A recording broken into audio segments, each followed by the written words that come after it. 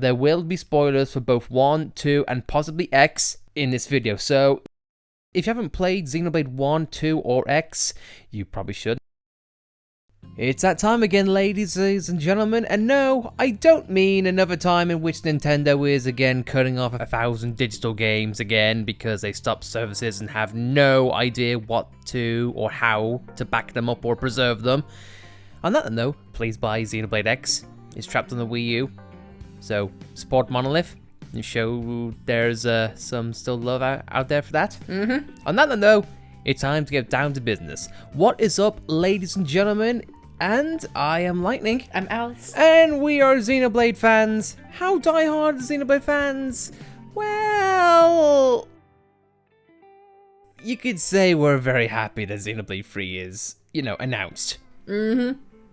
How happy are we? Well, but it reeks of like Xenoblade 3. Is it Xenoblade 3? Yeah! Yes! Yes! Dude, the internet is gonna be on fire. September!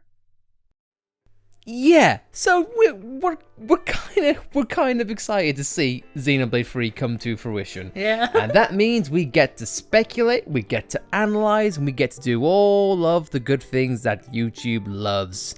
Except, we need to have red arrows and red circles on like minor details in the background to somehow match up with what the algorithm wants, but I digress. For the love of the game, we are here, and as you see here, we are on Xenoblade 3's official website, and it's been over a week, and it still makes me happy to finally say that, yeah, Xenoblade 3 is officially a thing. But with that said, we now have a couple of months for Monolith to drip feed us info, screenshots, and what a bit of hints and tips. So let's not waste any more time. Let's get into the first topic of what we want to cover for Xenoblade 3, and that is the characters. Now, we have speculations on what these characters might be, but we will get to that at the end of all the descriptions of what we know so far. So, for now, let's start off with one of the main characters, Noah. And this is coming from Monolith Soft's official Japanese Twitter, or links to the official Xenoblade 3 website. Again, I just want to show that. Anyway, so Noah is an 18-year-old Kiev soldier who also uses bright red weapons. Although he has a slim physique, his physical ability is quite high. The appearance of holding a weapon looks like a samurai, and is cool. So, for one thing, you're not getting just bog standard jargon. You're actually getting a little character. Now, if there's anything that we have seen from Monolith regarding its trailers for Xenoblade 3 or anything else, is that I'd like to imagine they are very careful with their wording as their trailers. So, let's just nano-analyze the little details here. Bright red weapons. For most people, it's irrelevant. But for Xenoblade fans like us, red weapons, especially swords, are kind of a moot thing. Yeah. So let's just cut to the chase now. This guy is going to be the Shulk, the Rex, whatever you want to call it, or maybe even the Elmer, because with the particular coat he has right here, it sort of looks a mix between Shulk as well as Elmer's, who, in some ways, is actually a red weapon. Because, not to give spoilers, but Elmer is a badass. Yeah. But I digress.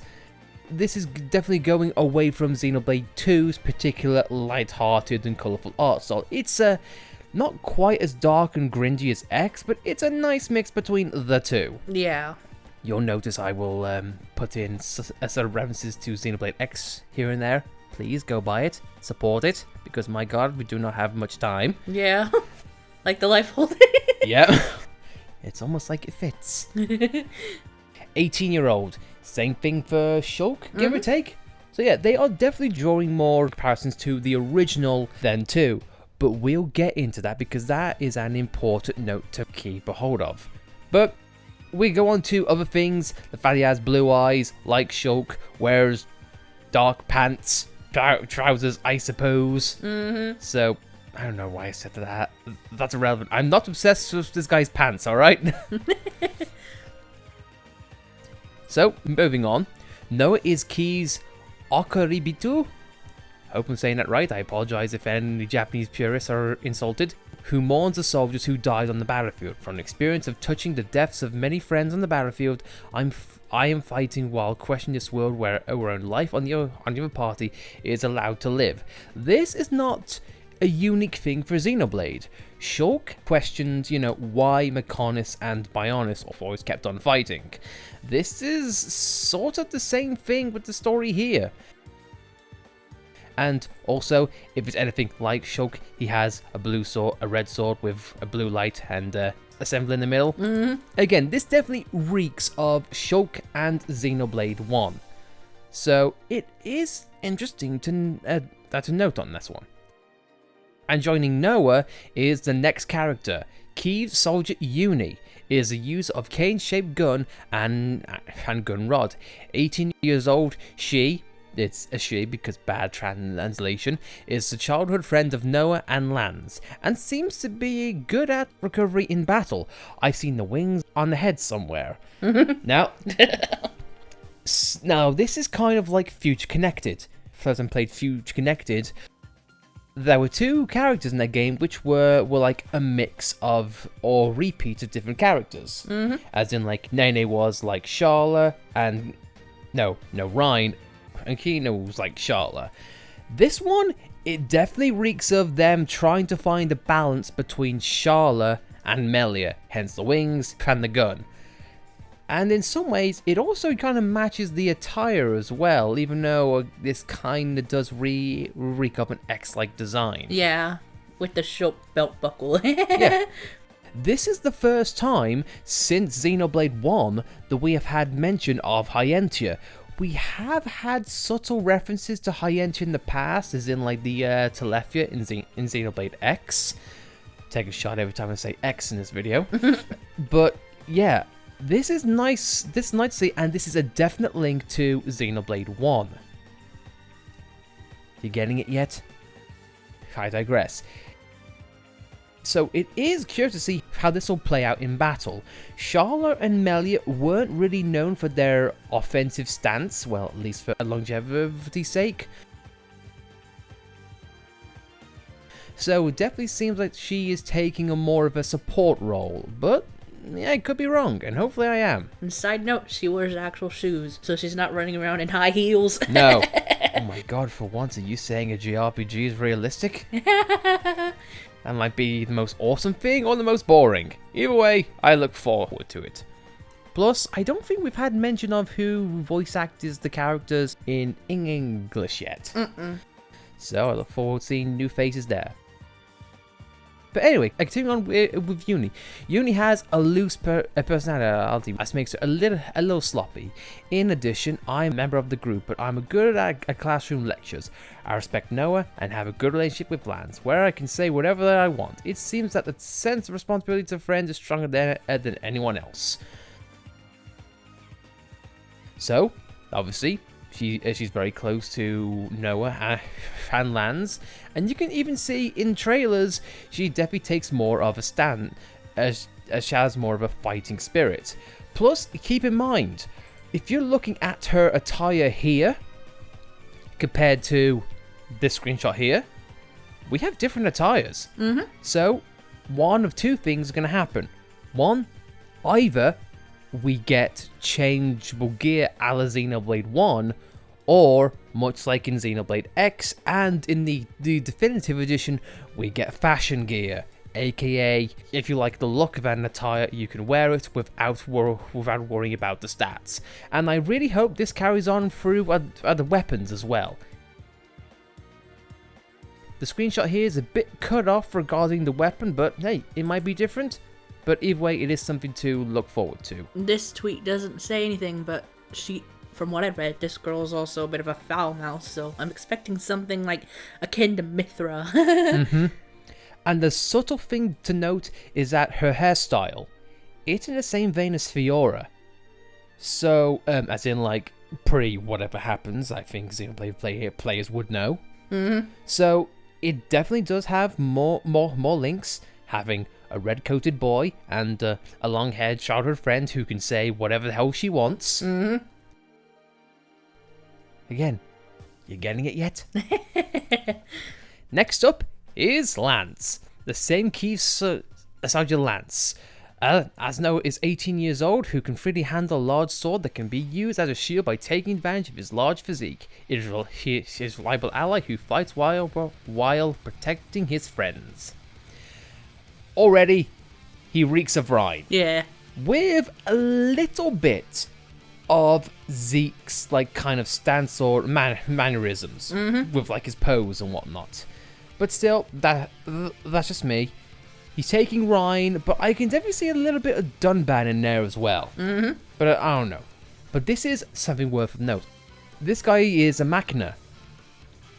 And if anyone knows what Machina is, he looks pretty goddamn good for a Machina who can age quite well. It is speculated that he's a Machina, but he definitely looks like it with the panels on his arms. Now, for people on the surface of Xenoblade, this might seem a bit weird or just random. But actually, there is a little bit in Xenoblade which says Machina can have their growth stunted. It was a small side quest in the first game that just, it sort of glossed a light on it. Is it the same thing, or could it have different rules? Well, I don't think for sure. We'll have to find out or wait for things to be revealed. And if it is true, I'm looking forward to it because this is the first straight Machina that you'll get to play. With human attributes, no less. Of course, there is another one, but that goes into spoiler territory, but yeah, that's kind of halfway there. But that's on one side. Now let's go to the other side. Well, before this, Lance has been with Noah since he was a child, and he seems to think that he will protect his friends from certain events in the past, even if he replaces his life. Perhaps because of that, I'm worried that there are many Rex actions that take a light look at life. Now, definitely, for me, at first, when I saw him in the trailer, I thought he looked eerily like a Malthus. In the line, yeah. Yeah, or from the same species. But if we're getting on the same trend than what we're getting from the general feel of, 1, the audience, and 2, the trailers and things we've seen so far, it is definitely seen like he is part Machina. Or maybe just a complete one. Or something different entirely, we don't know. Yeah. But the fact that he is taking the sword and shield of the group, it reeks of Rhine. Yeah. And let's just put it all together in one package. We have the main protagonist being a sword wielder, the free-spirited girl, and the tank. Need I say more? I don't think I need to. But now, as I was referring to, let's go to the other side. And we start off with Agnes. First off with Mio, is an Agnes soldier who freely manipulates twin rings. The quickness is top class, and I'm good at avoiding attacks. The age is 19 years old. The ears are somewhat characteristic. I love how subtle they are. Or not so subtle. Yeah. It's like, I wonder where I've seen those cat ears before in a Xenoblade game. Those wings on that girl's head are familiar. Oh, hum. Anyway, though, let's not waste any time. With the ears, with the rings, and with the freaking core crystal in the very chest. Now, we don't know it's a core crystal, but come on. It's very much a core crystal. It reeks of Xenoblade 2. Have I say anything else? And this is a speculation which a lot of people are having, like, is this Nia, or is this someone else? Now, we don't know this for sure, but I'm getting ahead of myself. We will save this for other times later on. But we've seen one side of the Xenoblade, now we're slowly starting to see the other. So with that, I look forward to seeing what they have in store next. But she's got the ears, she's got the weapons, she's even got the bows on another side of that another side of Nia has. So makes you think. Next one, maybe is an Agnes Akibito. That could be Bito. Akibito. Sorry, I'm bad at Japanese. And we should probably clarify right now, these are actually called Offseers in the English translation. AKA, think of them as Yuna from Final Fantasy X. People who see off the dead spirits into a better life, or afterlife. So, just to clarify that right now. I'm also seeing a lot of things in the Xenoblade subreddit about Ouroboros. So, I wonder if that's also related to that as well. Maybe. She has a serious and gentle personality, and although she has some people's desires, she seems to be the type who holds his own worries.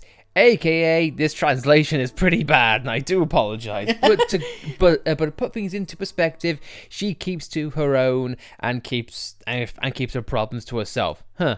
Much like someone else we know, who she kind of reminds me of. Yeah. Like she has a hidden side of her, a different form, if you will. So we got a reclusive cat girl, or a Gomotti, if you want. The speculation is still out on what the crystals are on her chest remains to be seen, but still, interesting to note. Next one up is a lot of people's favorites from what I'm seeing. Teon is a user of mysterious paper-like weapons, Akarashiro, and is named Mondo and loved, a thoughtful tactician, 18 years old, who is good at supporting friends. Black glasses with an orange scarf are also trademarks. Now this is unique because this is not a weapon type in which we have seen before, and from all accounts, he seems to be a playable character. A lot of people have drawn comparisons to him being related to Akos. I think it's simply because, hey, tactician with glasses. I see nothing theatrical about this guy, and he doesn't seem pompous. Or Xenoblade Joker. Yeah. It sort of reminds me of HB as well from Xenoblade X. My god, it's been a while since and stuff said that game. But still, the design, especially compared to the other characters, he seems pretty unique, and it is going to be interesting to see what role he plays, especially regarding the trailers. Yeah. But again, no, it's too early to speculate, so we're not going to hop on the plot of what these could be. Also, I can't help but note Mondo. It's missing a letter. But I digress. Yeah, Teon treats that thing like a pet from what I read. He's working with Mio and Senna, and Mio and his friends trust him for his high level of insight and tactical judgment. On the other hand, he has a cheeky personality, but sometimes is too careful, and when he gets impatient, he gets confused, which is a bit of a problem. Now, for me, I really can't draw any comparisons to this guy. Unless you can. Cheeky and impatient and confused kind of like trickles a little bit of Zeke in there, but I don't know. Zeke was never the tactical type, let's put it that way. Yeah, I know, that's what I'm saying. It's like, this was a man who fell off a cliff of his own doing, got chased by a boulder, and then just fell off a fence post. I just got off by cheeky and sometimes confused. I don't know. No. So, I gotta say, regarding all the characters which we know so far, this guy has me intrigued the most because I can't really pin him for anything.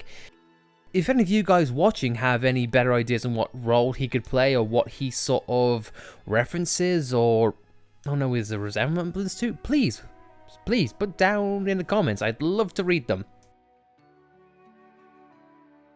Any Xenoblade speculation is welcome in our channel. And finally, the next one up is Senna.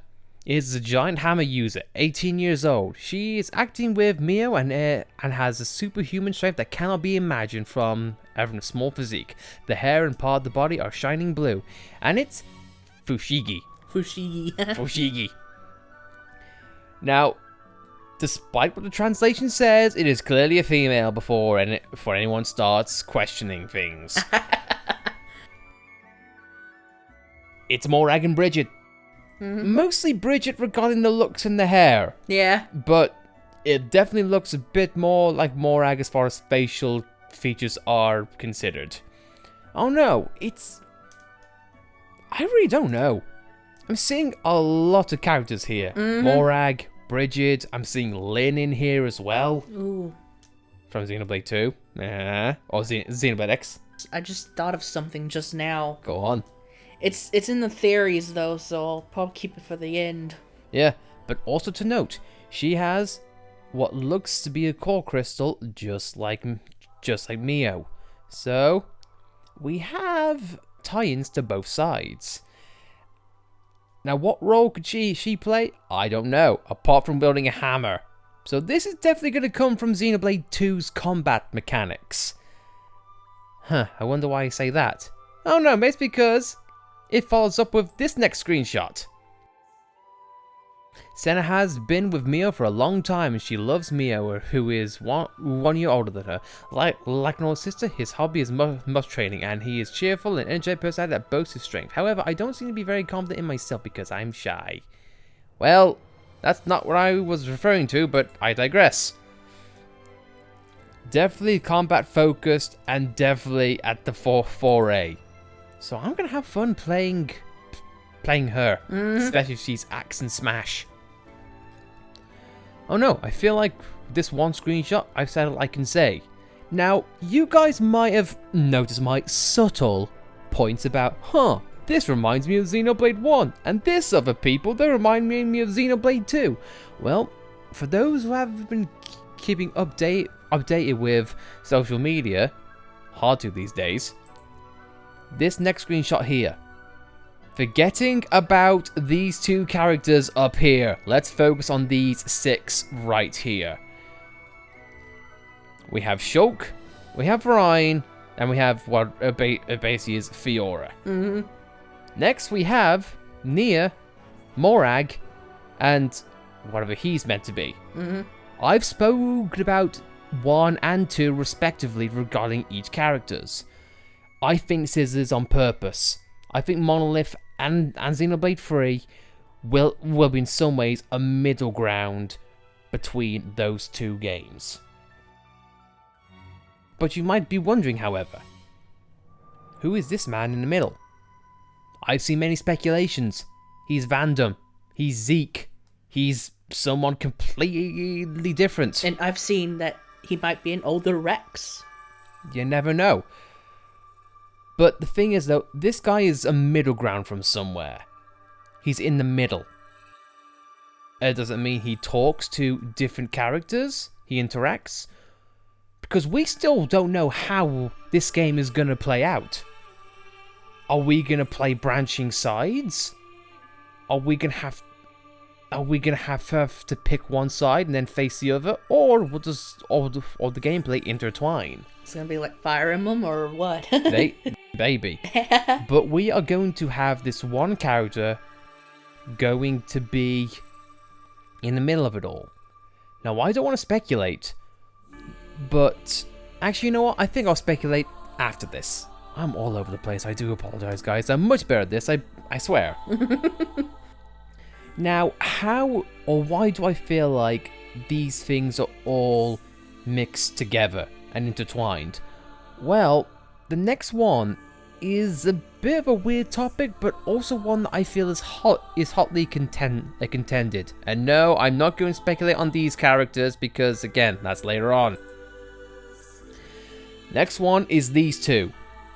Noppon, aka the one on...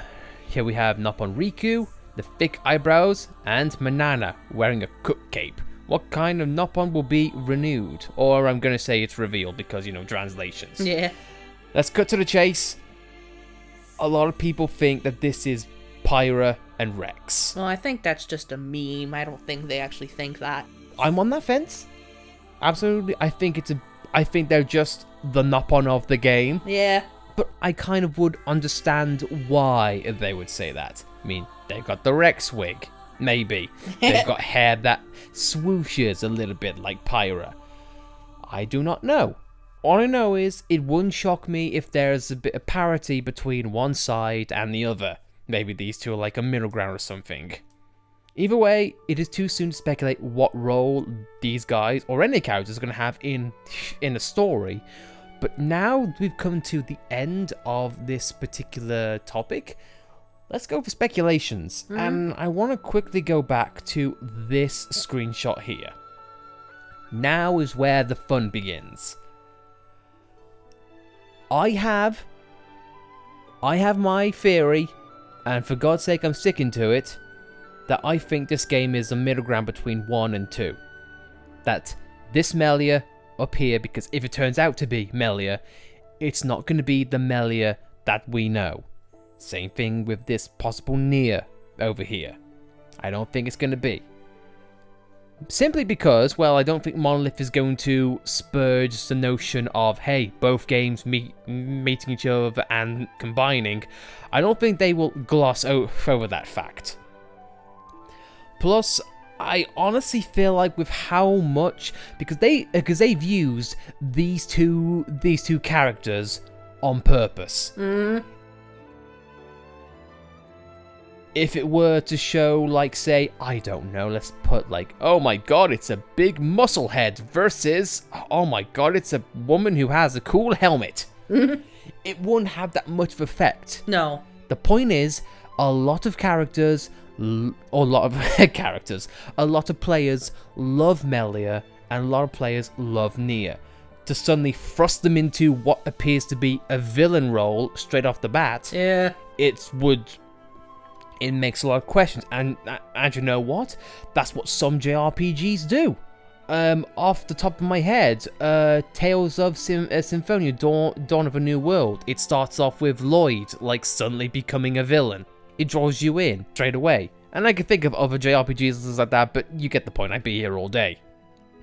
I think it's a genuine tactic. They've shown them off in the trailers, because if it were turning out to be Melia and Nia were villains, one, it kind of would go against some of their character arcs in their respective games. And plus, I feel like it's just, if you're gonna have them be surprise villains, why show them off in the trailers? Yeah, that'd be like showing the cutscene where Dixon shoots Shulk in the back right away. Yeah. If they let this slip during, like, the second trailer or the third trailer, or maybe a trailer just before the game releases, then maybe I can assume that. But no, Monolith has had time to prepare this trailer and prepare the story. They wouldn't spoil this straight off, and they're being so coy with it. Yeah. It's like, who could this be? Hyentia. I wonder where I've seen that before. Hint, hint, nudge, nudge. Nah. So I think Monolith is intensely swerving us. So, unfortunately for those people who want Melia and Nia to go at it, nah, I don't think you get it here. This Nia is not our Nia. This Melia is not our Melia. I think this is related to the Fog King. Because spoiler alert for Future Connected, the final boss of that is what essentially becomes the creature that you face in the ruins of Moritha. And as you've seen in Future Connected, the Fog King can possess, well, current monsters and stuff, so it wouldn't shock me if it could do something similar with this Melia and Nia, like either possess them or create demon alts of them, I guess. Possibly. Because with the Fog King, we don't really know. It was only fairly glossed over. Mm-hmm. And some people might say, well, Monolith, the Definitive Edition and Future Connected was made by a different team. It's Monolith. They all work in tangent. I think every single spin-off game that they make is gonna have something. And we said this before during our speculation video. If you want to read more of that, or see more of that, link here. But yep, I feel like this is. I lost my train of thought there. I apologize. Do you have anything more to say? Well, when I was looking at this, and because people have speculated that this is, of course, related to Morrigan Bridges. A lot of people think that it's their daughter, but something just hit me, because in Xenoblade 2 there's a heart-to-heart or a cutscene, I don't remember which it is, but Morrigan Bridges are talking about flesh eaters, and it just got me thinking, because Morag talked about, like, not wanting to be without Bridget, or it was one or the others, vice versa, or one or the other, but I think what might be is that this is the flesh eater result of Morag and Bridget. I mean, it would be a good way to tie them in together without having a direct reference. Yes, because like Jin, after flesh eating Laura, his core crystal turned color, so it does say that if the flesh eater, well, eats the flesh, their appearance changes. So Bridget might have eaten Morag and then this came into play. But she hasn't actual aged though, so You're saying Morag is dead? I don't know. She hasn't aged, so I don't think my theory's right. I mean, she looks particularly young, and Morag, well, she's a bit young. She's a bit older than 18. Yeah. And Bridget, so Yeah, so there's that theory out the window, but it was interesting to speculate, at least. Babe, you know what? It is fun to speculate on all of these characters. Are they references, are they homages, or are they direct links? We don't know, but that is the fun part about Xenoblade, and you know what? It's the fun part about doing these particular videos. It's why I love doing them for YouTube. Yeah. Just so I can, or just so we could just talk about Xenoblade and just gush. And honestly, we'd love to hear your guys' thoughts on the matters. So unless you've got any other theories, I think I'm good. Yeah. Yeah, so guys, this has been Xenoblade Chronicles 3. Yes. This has been Xenoblade 3, a character speculation video. What do you think? I think we have something. Do you agree? Do you disagree? Please let us know in the comments and let us know your thoughts. And if you want to keep up with all of the Xenoblade news that's going to come out in either English, Japanese, or any updates or screenshots, we will be here covering it as soon as it pops up, hopefully. So if you want our 2 cents or our theories or opinions, by all means subscribe, because more Xenoblade 3 news is coming. And we'd love to have a you there with us. So yeah, sure, if you want to like this video, please, by all means, like it. Just like it, well then, we'll see you off with a flute. In some ways. And if you want to subscribe, see more content and more Xenoblade Chronicles 3 news coverage, then please do subscribe, because it will be happening, and we'll see you guys next time. If that's watching, guys, see you soon. Also, buy Xenoblade Chronicles X on the eShop. It needs it! Yeah. Please, before it's too late. It's either that or Nintendo freaking port it. Or Monolith port it. Someone make it happen, damn it! I want pictures of Xenoblade exports now! And maybe Spider-Man. See you next time, guys.